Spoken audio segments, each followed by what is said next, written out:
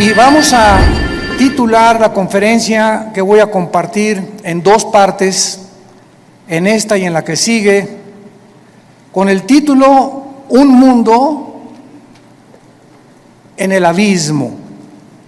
Un mundo en el abismo. Un mundo que está a punto de naufragar.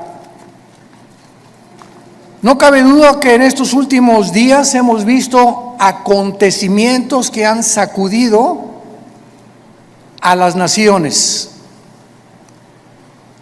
Acabo de grabar un reportaje especial, los invito a que lo vean en nuestras páginas, redes sociales, titulado Afganistán, donde comparto por cerca de media hora, 35 minutos, lo que está sucediendo en Afganistán, pero más importante que eso, las repercusiones globales que se vienen como consecuencia de lo que acaba de suceder. Y ustedes pues ponen los medios masivos de comunicación, CNN, Fox News, NBC, etcétera, etcétera, y todos los periódicos y los medios de comunicación seculares o del mundo nos presentan una perspectiva geopolítica, económica, histórica, pero no bíblica. Y cuando nosotros nos damos cuenta que estos acontecimientos se están desarrollando, corroborando, confirmando que verdaderamente la Biblia es ahorita la luz del mundo, siempre lo ha sido, pero mientras más oscuro esté el mundo, más oportunidad tenemos nosotros de alumbrar. Cuando un grupo de terroristas o grupo terrorista llamado los talibanes, la palabra talibán significa estudiante, porque son estudiantes del Islam y de la ley Sharia. Cuando comenzamos a recibir correos, están llegando ahorita, ¿verdad?, los aviones tratando de sacar, y las imágenes que vimos, cómo la gente se caía de las alas de los aviones cuando estaban tratando de sacar gente de Kabul, que es la capital de Afganistán.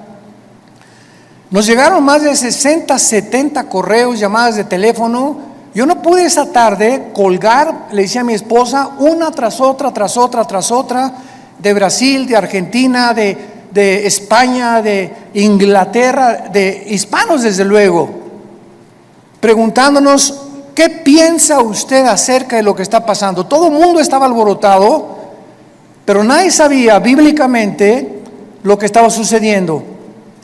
Me puse a orar e inmediatamente comencé a tratar de recopilar la información que yo podía reunir para dar una conferencia al otro día, un reportaje especial para que pudiéramos los cristianos principalmente darnos cuenta que los Estados Unidos de Norteamérica no aparecen en la Biblia, y lo venimos diciendo desde hace muchos años.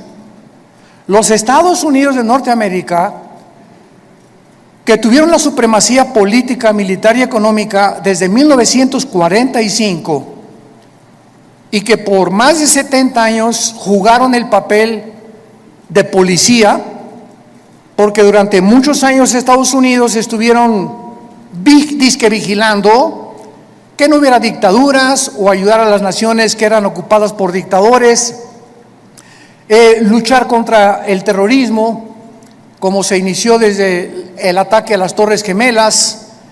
El presidente George Bush lanzó un ataque contra 3 naciones que fueron Irán, Irak y Afganistán, porque Afganistán había sido el nido o la cueva de un grupo llamado Al-Qaeda, donde posteriormente capturaron ahí en Islamabad al famoso líder Osama Bin Laden. Y esta guerra contra el terrorismo, ¿verdad?, fue llevada durante los últimos 20 años, y finalmente nos damos cuenta que con la nueva administración actualmente del presidente Joe Biden, los errores tan grandes que han cometido ha hecho que ahora, con la actuación que Estados Unidos tuvo, le llaman ahora un tigre de papel. Estados Unidos ya no es la nación que era. Ahora China ya sabe que puede invadir Taiwán.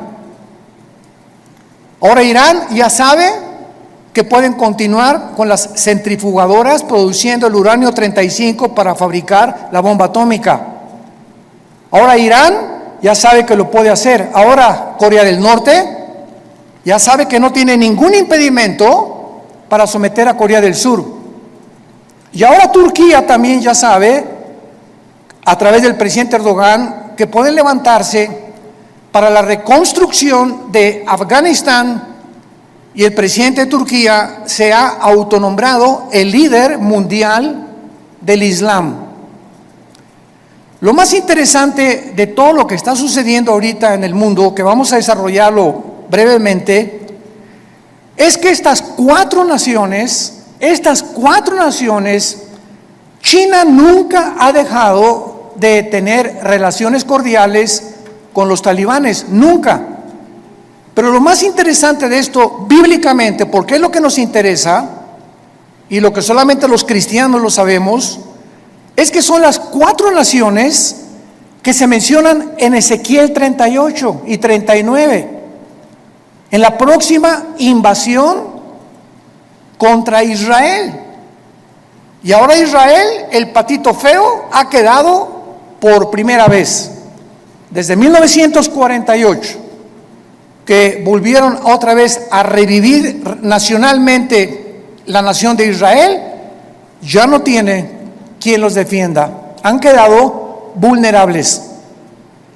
Y también los Estados Unidos de Norteamérica han quedado vulnerables, porque si Estados Unidos no aparece en las profecías bíblicas, y en esta invasión del capítulo 38 de Ezequiel no aparece tampoco, significa o que iba a caer económicamente, o que iba a comenzar a corromperse interiormente, como dijo Abraham Lincoln. Estados Unidos no va a caer fuera por sus enemigos. Si Estados Unidos cae es porque se corrompió internamente. Y esto nos da un panorama maravilloso para saber que los cascos de los jinetes del Apocalipsis ya se escuchan en el cielo. La voz del novio ya la escuchamos, que dice: prepárate, prepárate, prepárate. Y todos ustedes que nos escuchan, que no tienen la seguridad de la salvación a través de la predicación del evangelio de la gracia de Jesucristo, prepárate para encontrarte con Dios. Porque así como los talibanes creían que en 2 meses las tropas norteamericanas iban a salir, y cuando descubren que Estados Unidos viola el pacto con el presidente Ghani y con los talibanes, de que no era verdad lo que el expresidente Trump firmó, les tomó 48 horas, 2 días les tomó apoderarse de toda una nación, sin que nadie chistara ni nadie dijera pío. Y se quedaron ahí en Afganistán más de 2,000 vehículos blindados, helicópteros Black Hawk, que son los más modernos para la guerra, más de 50 aviones, fusiles de largo alcance, de mira telescópica, lanzagranadas, millones de municiones. Y ahora este grupo se convierte en el grupo terrorista mejor armado y más peligroso del mundo entero. El mundo queda automáticamente bajo una gran amenaza. Pero estas 4 naciones, China, Rusia, Irán e Irak, forman parte de la invasión en Ezequiel 38. Esto es impresionante, es increíble.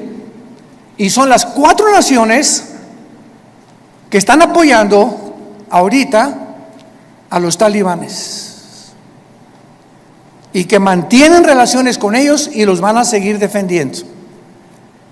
Y por eso todos los que se consideraban que si no actuaban como China, no puede entrar a Taiwán porque la flota norteamericana ahora ya no, ahora ya pueden atacar a Taiwán.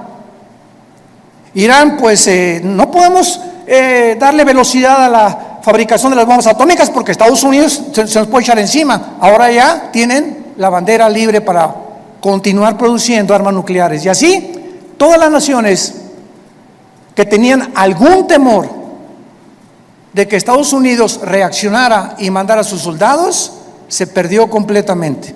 El mundo ha quedado vulnerable. Ahora en sus Biblias, en el capítulo 24 del libro de Isaías, ojalá que todos hayan traído su Biblia. En los tiempos que vivimos, si tú no tomas en serio a Dios y sigues viniendo a la iglesia sin la Biblia, eres un cristiano de papel. A menos que ahorita en el metro se te cayó y lo olvidaste, que solo Dios lo sabe. Pero ya no podemos seguir siendo cristianos de papel, de pacotilla, de oídos, y profesando por afuera sin darle la importancia a Dios que Él nos pide que le demos a este libro sagrado, que es la única luz que tenemos actualmente. El pasaje que voy a leer en Isaías 24 se escribió hace más de 2500 años. Señores ateos que nos escuchan, escépticos y todas las personas que han atacado la Biblia y que se han burlado de ella, ahora van a comenzar a buscar y a volver otra vez a encontrar quién puede darnos respuestas de lo que está pasando geopolíticamente en el mundo. Y en este pasaje, escrito hace más de 2500 años, se describe cómo va a acabar el mundo. Pero aún más que eso, el Espíritu Santo nos delinea claramente las razones por las cuales el mundo ha llegado a la condición en la que se encuentra actualmente. Dice así: he aquí que Jehová vacía la tierra y la desnuda, y trastorna su faz, y hace esparcir a sus moradores.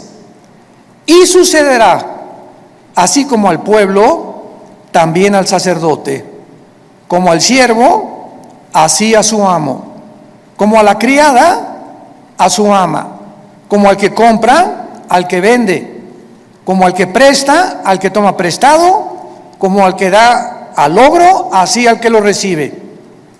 La tierra será enteramente vaciada, completamente saqueada, porque Jehová ha pronunciado esta palabra: se destruyó, cayó la tierra, enfermó.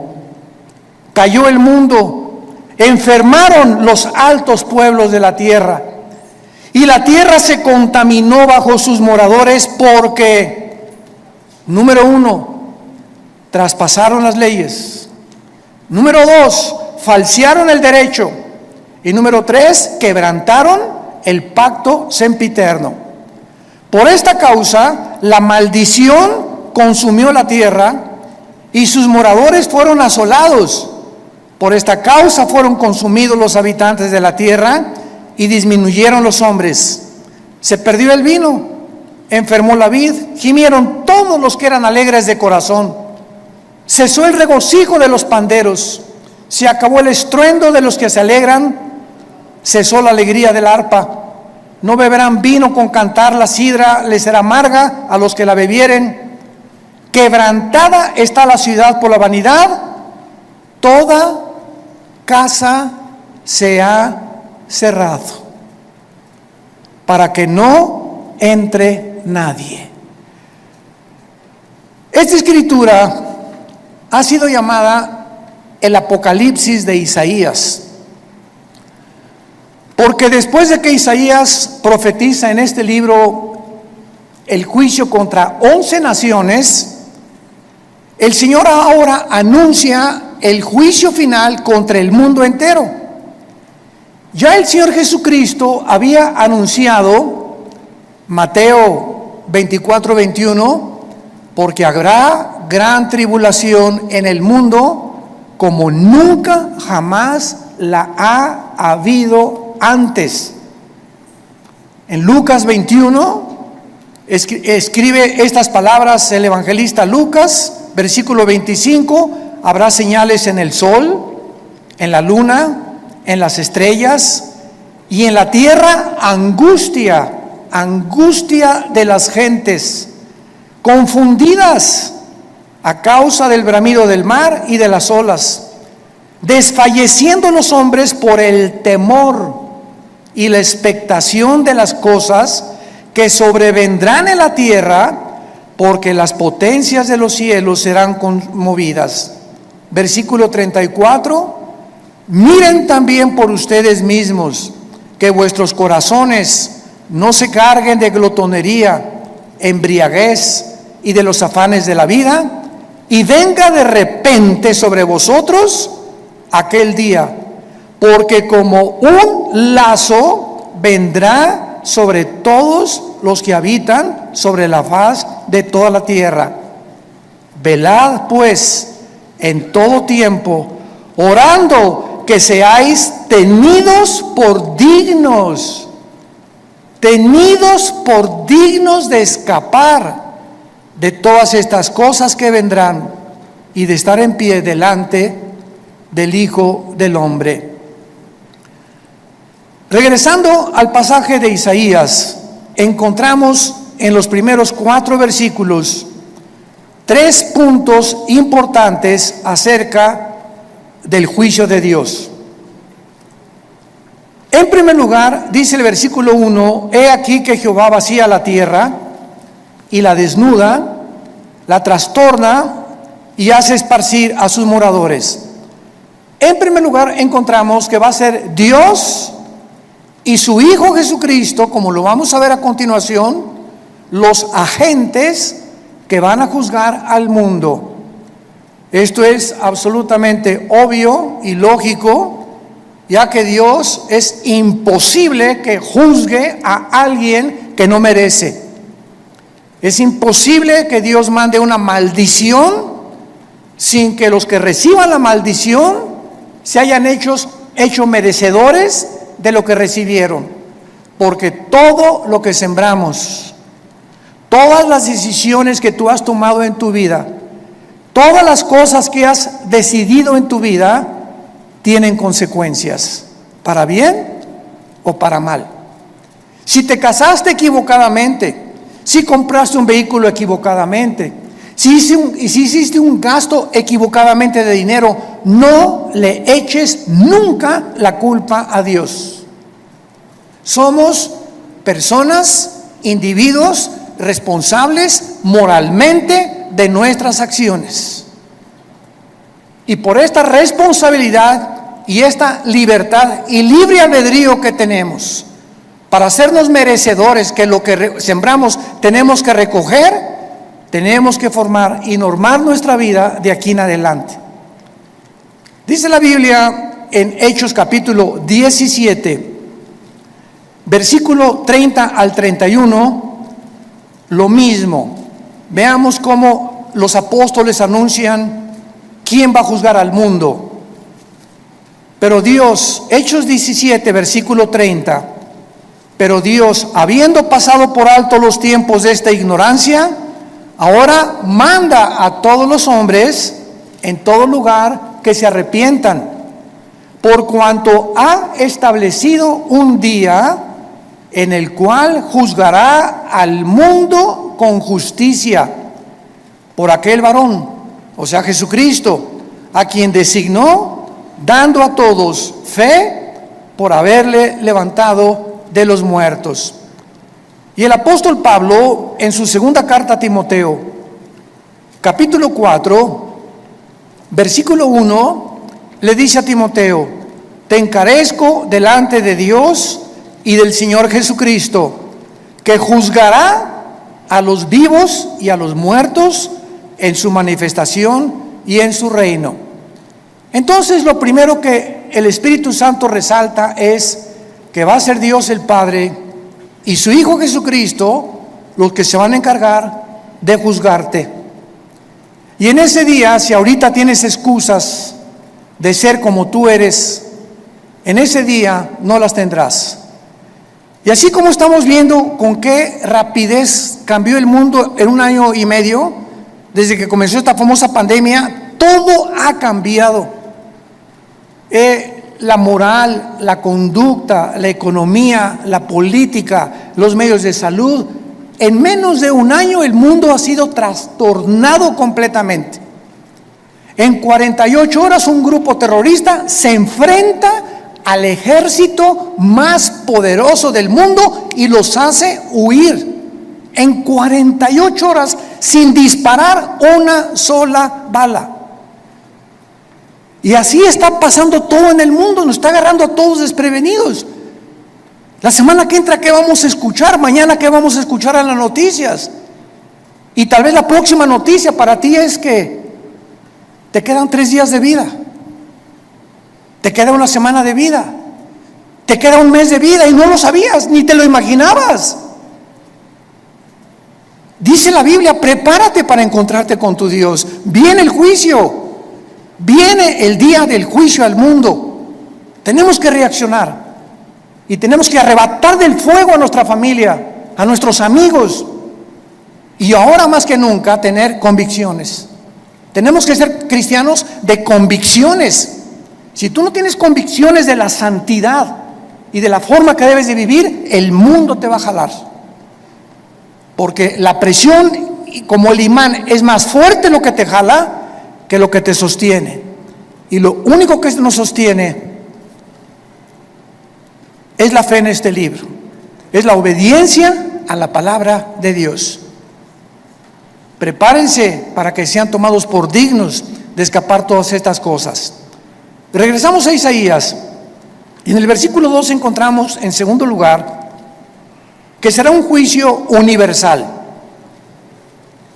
Sucederá al pueblo como al sacerdote, al siervo como al amo, a la criada como al ama, al que compra, al que vende, o sea, todas las clases sociales, porque Dios no tiene consentidos, ni Dios hace acepción de personas.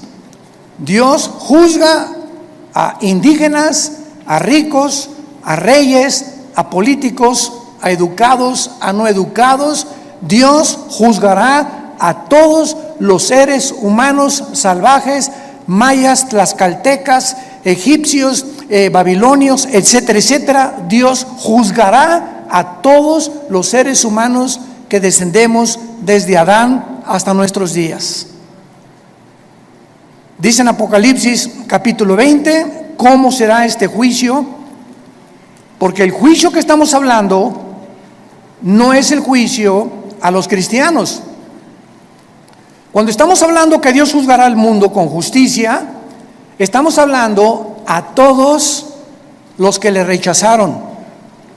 Todo lo que estamos hablando ahorita, y lo vamos a ver a continuación, por qué Dios los va a juzgar, es el juicio que se llama en Apocalipsis capítulo 20, del 11 al 15, el juicio del gran trono blanco. Porque todos nosotros que hemos recibido a Jesucristo, ya hemos sido juzgados en la cruz. Gloria a Dios, aleluya. Ese hombre llamado Jesús de Nazaret, que murió y abrió sus brazos en esa cruz, llevó tu culpa, tu culpa, tu culpa y mi culpa.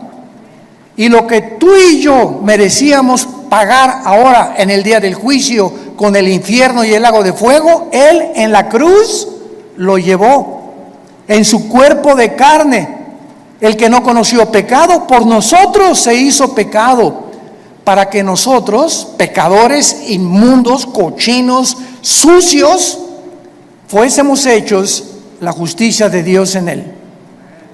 Y Dios muestra su amor para con nosotros en que, siendo pecadores y en la condición en la que yo me encontraba, Hace 46 años que yo recibí a Cristo, y en la condición en la que tú te encontrabas, así de cochinos y de sucios, sin ninguna esperanza, Dios me dice que me amaba y que me aceptaba si aceptaba yo el sacrificio de su Hijo en la cruz, y que desde ese momento borraba todos mis pecados del pasado, pero como si jamás los hubiera yo cometido.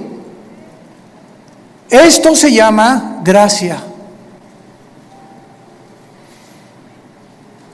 porque no lo merecíamos.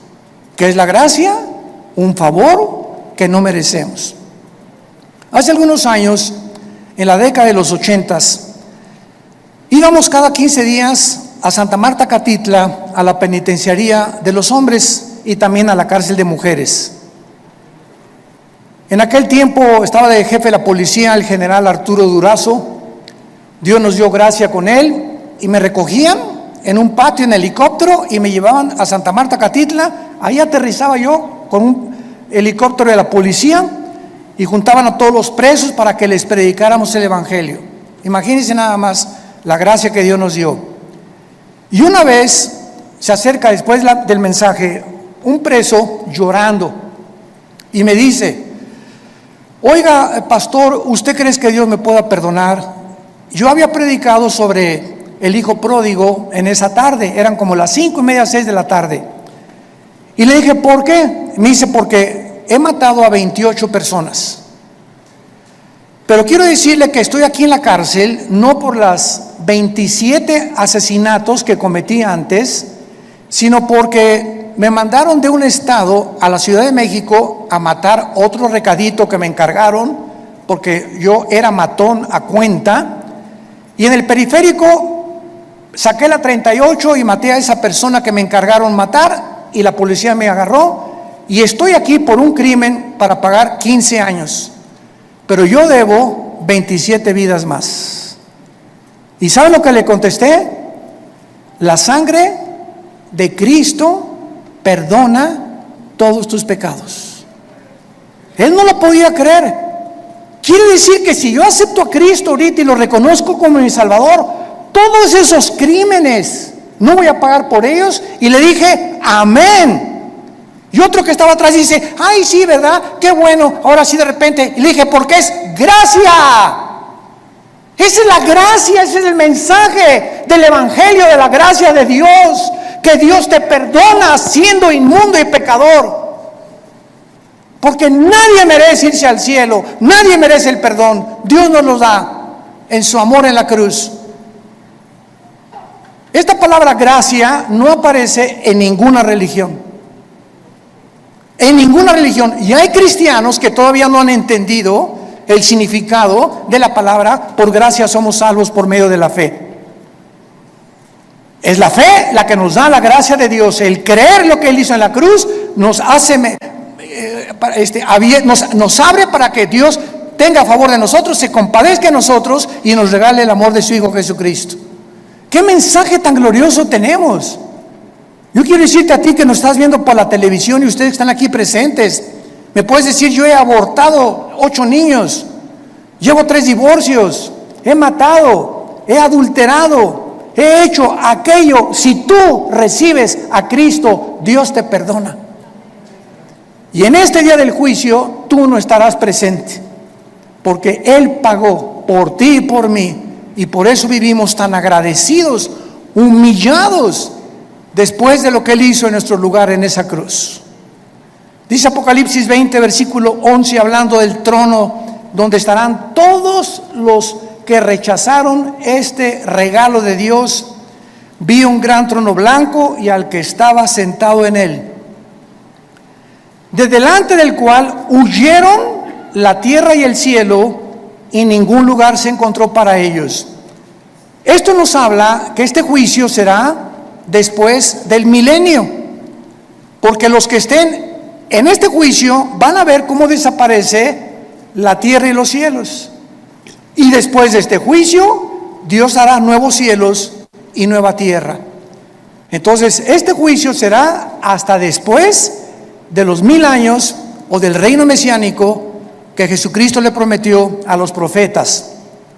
Y dice el versículo 12 que Juan el apóstol que escribe esto, vi a los muertos, grandes y pequeños, de pie, y los libros fueron abiertos. Y otro libro fue abierto, el cual es el libro de la vida.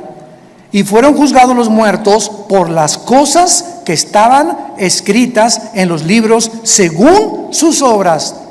Vemos que Juan nos dice que cuando Dios abrió los libros, todos los seres humanos que estaban enfrente del trono de Dios estaban parados. No había nadie de rodillas, todos de pie. ¿Por qué? Porque en ese momento se acabó la misericordia. En ese momento ya no hay gracia. En ese momento ya no hay favor, ya no hay nada más que dictar la sentencia. La gracia, el favor, la misericordia están hoy que tú me escuchas delante de ti a través del mensaje del Evangelio de la gracia de Jesucristo. Pero si después de esta vida tú rechazas lo que te está Dios ofreciendo en este momento, se acabó, porque eres responsable. Somos sometidos a la ley de la responsabilidad individual, y cuando tú te mueras, te morirás en tus pecados, porque tú así lo decidiste. Como dijo un predicador hace algún tiempo,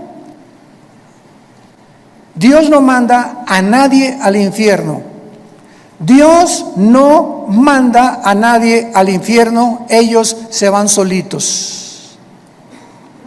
Dios dio a su Hijo en la cruz, y si tú te condenas es porque tú escogiste pasar la eternidad lejos de Dios, porque en esta vida rechazaste a Dios y no lo quisiste, menos te gustará seguir con Él después de muerto.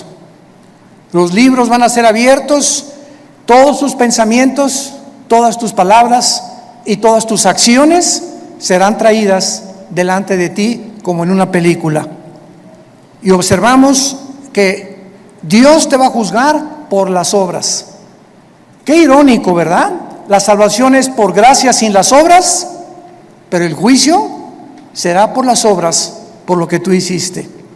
Y ahora, por lo que nosotros hicimos, Dios nos perdona, pero el día del juicio no lo vas a soportar. Y en tercer lugar, regresamos a Isaías 24, dice el versículo 3 y 4, que este juicio devastará completamente el mundo.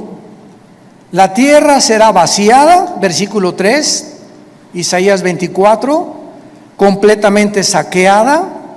Jehová ha pronunciado esta palabra: la tierra se destruyó, enfermó, cayó el mundo, blasfemaron los altos pueblos de la tierra, y la tierra se contaminó bajo sus moradores, porque traspasaron las leyes, falsearon el derecho y quebrantaron el pacto sempiterno. Estas características del versículo 4 ya las podemos ver. ¿En qué planeta estamos tú y yo viviendo? En un planeta donde el aire ya está contaminado. Las frutas, las cosechas, la agricultura, los campos están contaminados. El mar inmensamente contaminado. La comida contaminada. Todo a nuestro alrededor es un mundo contaminado. Y lo más interesante que vamos a descubrir a continuación es que ahorita las naciones, el efecto global y el clima, están luchando las naciones por mejorar el clima, sin que los líderes de las naciones se den cuenta, porque hay un velo en sus mentes que no pueden entender la realidad de lo que nos rodea.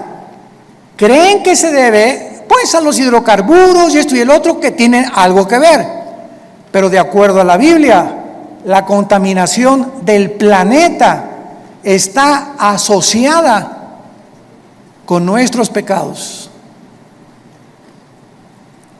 Mientras más inmoralidad hay en el mundo Y mientras más maldad hay en el mundo, la tierra sufre igualmente que nosotros.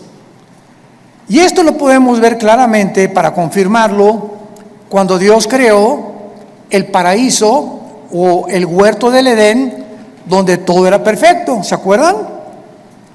Los leones no mordían, las rosas no tenían espinas, los reptiles no tenían veneno, no había tormentas, no había tsunamis, no había terremotos. Adán y Eva vivían en un mundo perfecto. Y cuando Adán y Eva pecan, qué interesante, toda la ecología del mundo cambia inmediatamente. En el momento que la primer pareja peca, se cambia la genética de los animales y se vuelven feroces. Se cambian las condiciones del mundo y comienza a llover. Se cambia la condición de las plantas y comienzan a sacar espinas. Toda la genética y la ecología del mundo cambia cuando el ser humano pecó. ¿Por qué? Porque desde Génesis 2, Dios le dijo a Adán y Eva: pongo debajo de ustedes para que se enseñoreen, para que sean los administradores de toda la creación. Pero si ustedes se apartan de mis leyes, la creación se volverá su enemigo.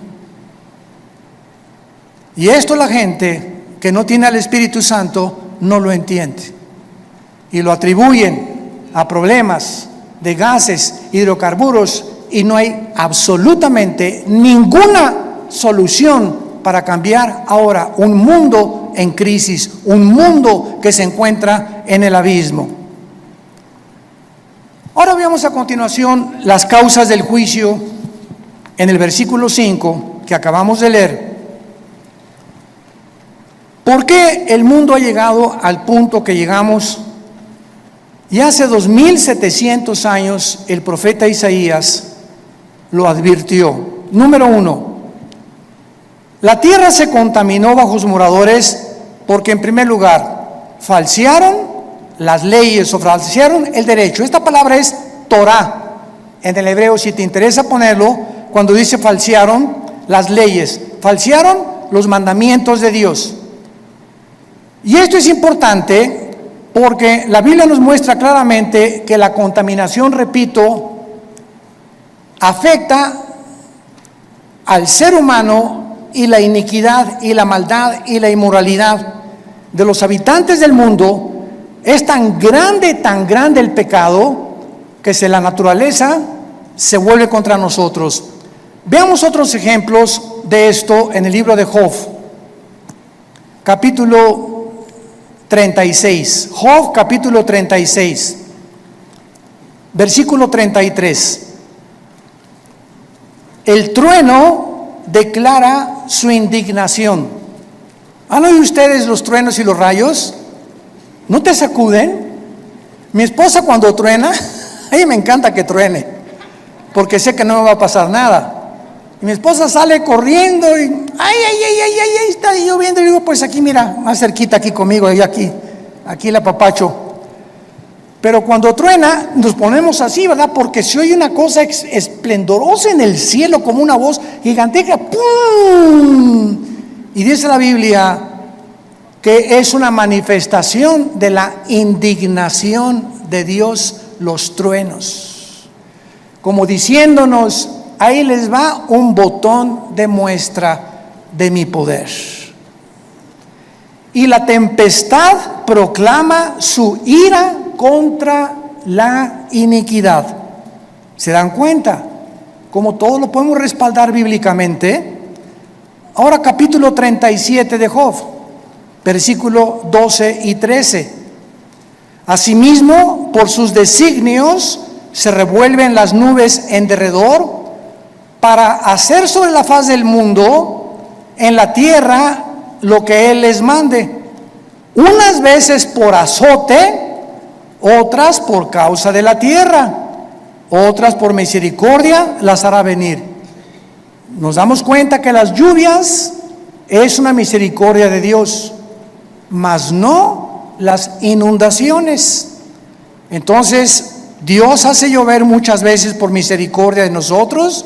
Necesitamos tierra fértil que produzca, ganado que tenga que comer, que los ríos suban su caudal y su volumen y su nivel, pero otras veces encontramos que estas mismas aguas Dios las usa como un medio donde nos está diciendo: ustedes van por mal camino.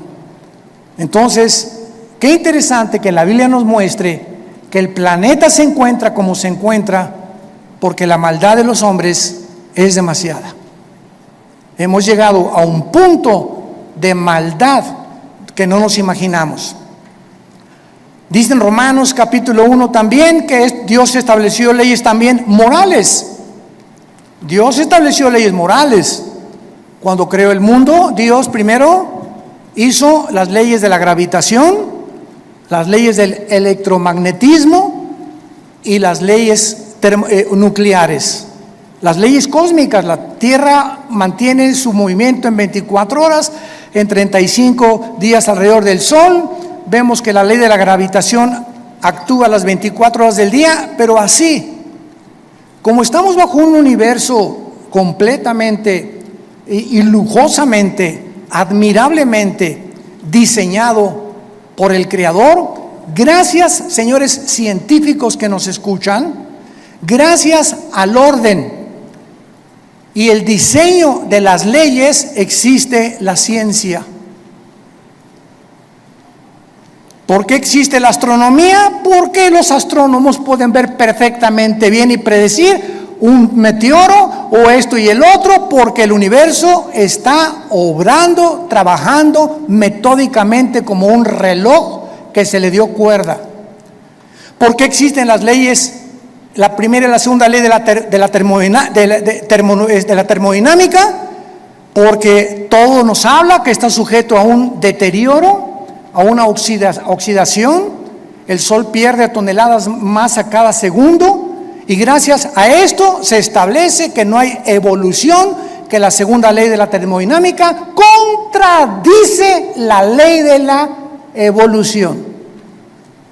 En lugar de que estemos evolucionando, vamos de arriba hacia abajo, no vamos mejorando. Ya se profetizó hace 2000, la tierra iba cada día a deteriorarse más, y el carácter de los seres humanos iba a llegar a comportarse más bajo que el de los animales. Traspasamos las leyes, dice Romanos capítulo 1, versículo 21. Pues habiendo conocido a Dios, no le glorificaron como a Dios, ni le dieron gracias, sino que se envanecieron en sus razonamientos, y su necio corazón fue entenebrecido.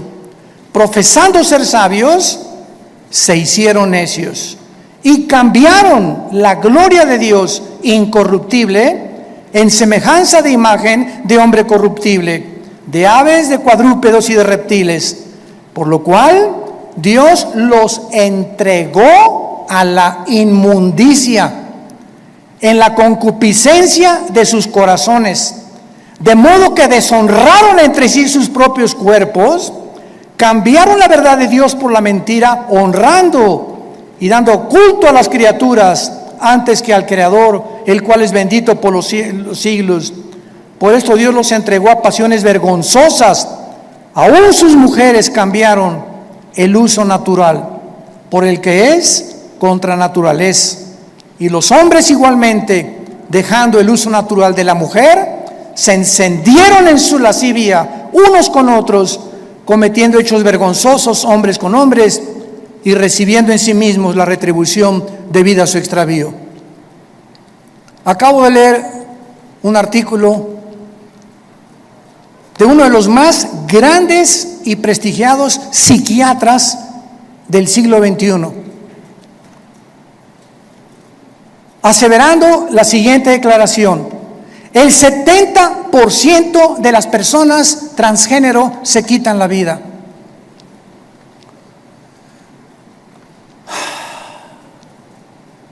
El 70% de las personas que intentaron cambiar la naturaleza con la cual nacimos, le dijeron a Dios: te equivocaste, yo no soy hombre, soy mujer, no soy mujer, soy hombre. Finalmente, cuando hacen la operación y la cirugía para cambiarse el sexo, en su alma son como Dios los creó. Y comienza una lucha interna, ¿soy o no soy? ¿O qué soy? Y la confusión y el conflicto mental llega al grado que prefieren quitarse la vida. Esto fue escrito hace 2000 años por el apóstol Pablo, dejando el uso natural, la biología, las leyes de la naturaleza.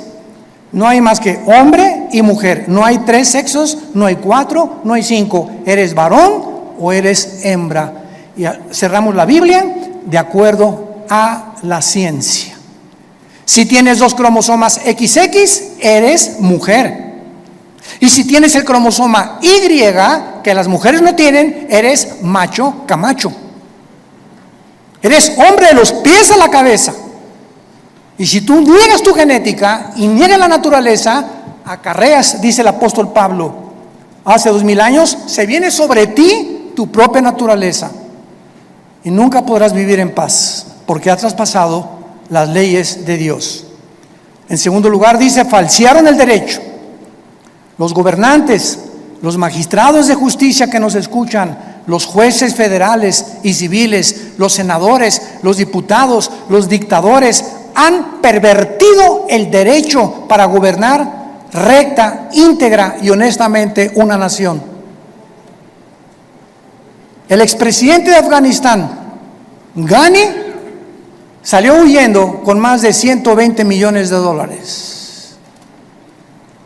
como todo buen político corrupto. Y si vemos una gangrena, un veneno que está ahorita en las naciones, es precisamente ese, la corrupción. No es el pueblo lo que les interesa, son sus intereses personales. Me voy a llevar lo más que pueda del pastel en el poco tiempo que tengo que ejercer mi derecho, antes de que acabe todo. Y finalmente dice la Biblia, quebrantaron el pacto sempiterno para terminar. Quebrantaron el pacto sempiterno. ¿Cuál es este pacto sempiterno? Veamos el libro de Malaquías, antes de Mateo, para terminar, el último libro de la Biblia, Malaquías capítulo 2, versículo 13, lo que el profeta escribió antes de que iniciara la venida de Jesucristo. Malaquías 2, versículo 13. Y esta vez haréis cubrir el altar de Jehová con lágrimas, de llanto y de clamor. Ya no miraré más a la ofrenda para aceptarla con gusto de tu mano. Me dirás, ¿por qué? Porque ha Jehová atestiguado contra ti y la mujer de tu juventud, contra la cual has sido desleal. Estoy enojado contra ti. ¿Por qué, Señor? Porque no eres fiel a tu esposa. Y vas a llorar y te vas a arrepentir y te vas a jalar los pelos. Y si te mueres en esta condición, te condenas eternamente. Porque has sido desleal. Vamos a ver qué significa la palabra en hebreo, desleal. Siendo ella tu compañera y la mujer de tu pacto. ¿Cuál es el pacto que menciona Isaías que acabamos de mencionar? Sempiterno, el primer pacto que Dios estableció antes de cualquier institución humana, de los colegios y de los gobiernos. Se llama el pacto inquebrantable del matrimonio. A los que les interese, la palabra desleal en el hebreo es la palabra bagad, con B de bueno, A de Armando, G de Gárgara, H, A de Armando, D de David, bagad. Escuchen lo que significa ser desleal. Actuar encubiertamente, hipócritamente, fraudulentamente o secretamente, encubrir, tapar, engañar y decir cosas que no sentimos. Cuando tú te volteas a tu esposa y dices te amo, solo Dios sabe que le estás diciendo que verdaderamente le amas. Y cuando tú le dices a tu esposa te amo y atrás de ti tienes tu amante, estás encubriendo, eres un hipócrita, estás falseando completamente y Dios te está escuchando. Y eso Dios lo tiene que castigar. Dios tiene que juzgar la deslealtad, la hipocresía que podamos tener en el matrimonio. Por eso tenemos estos seminarios cada año con 300, 250 parejas, para que en esos 3 días regresemos a la Biblia, nos arrepintamos, hay una renovación de votos el último día junto a la playa, una cena de gala, y ahí podemos descubrir que, Dios mío, es que yo sentí que ya no la amaba, pero viene el Espíritu Santo y nos da algo sobrenatural que ya habíamos perdido, porque le estamos diciendo a Dios: yo quiero mantener y llegar hasta el fin con mi gordita y con mi gordito, porque de otra manera me estoy engañando. No puedo irme con un amante ni creer que hay una mujer que me satisfaga, que la mujer y la madre que tú me diste para mis hijos. El mundo está enfermo, tenemos que reaccionar, y en esta tarde les pido a todos ustedes que se arrepientan de sus pecados. Si hay alguna área en la que el Espíritu Santo te ha hablado, arrepiéntete hoy, porque por esta puerta no entraste en esta mañana por coincidencia. Dios te ama, Dios te ama, Dios te ama, y Él no quiere que salgas por esta puerta como entraste esta mañana. Tú no sabes si ahorita te atropella un coche, no sabes si te da un ataque al corazón, no sabes si te da una embolia cerebral mañana, o si pasado mañana el doctor te dice: las placas no mienten, don Pancho, usted tiene cáncer y tiene 3 meses para vivir. Dios quiere que tú vengas a la cruz a perdonar tus pecados y a que arregles tus cuentas de una vez por todas con su Hijo Jesucristo. Oremos. Te damos gracias, Señor, por tu palabra, porque de tal manera nos amas que nos has dado a tu Hijo Jesucristo, para que cualquiera, sin acepción de personas, que crea en Él, no se pierda, mas tenga la vida eterna. Mas Dios muestra su amor para con nosotros en que, siendo aún pecadores, Cristo murió por nosotros. Mas Él herido fue por nuestras rebeliones, molido por nuestros pecados. El castigo de nuestra paz fue sobre Él, y por sus llagas hemos sido nosotros curados. Él, que no conoció pecado, por nosotros se hizo pecado, para que nosotros fuésemos hechos la justicia de Dios en Él. ¿Qué tengo que hacer?, me preguntarás en esta mañana, para arreglar mis cuentas para siempre con Dios. La Biblia dice: arrepiéntete. ¿Qué significa arrepentirse? Reconocer que has pecado contra Dios y que no puedes seguir viviendo igual. En segundo lugar, que no tienes el poder para cambiar, porque solo Dios te lo puede dar mediante la fe en su Hijo. En segundo lugar, creer que Cristo en la cruz pagó con su sangre por tus pecados. Y en tercer lugar, que a los 3 días resucitó de los muertos para traer una esperanza eterna, inmarcesible, que nos está aguardando en el cielo el día que nosotros resucitemos. Dile pues: Señor, te pido perdón por mi vida, lávame con tu sangre preciosa. Te recibo, Jesucristo, en mi corazón como mi Señor y mi Salvador, y te doy las gracias por tan grande amor. Amén.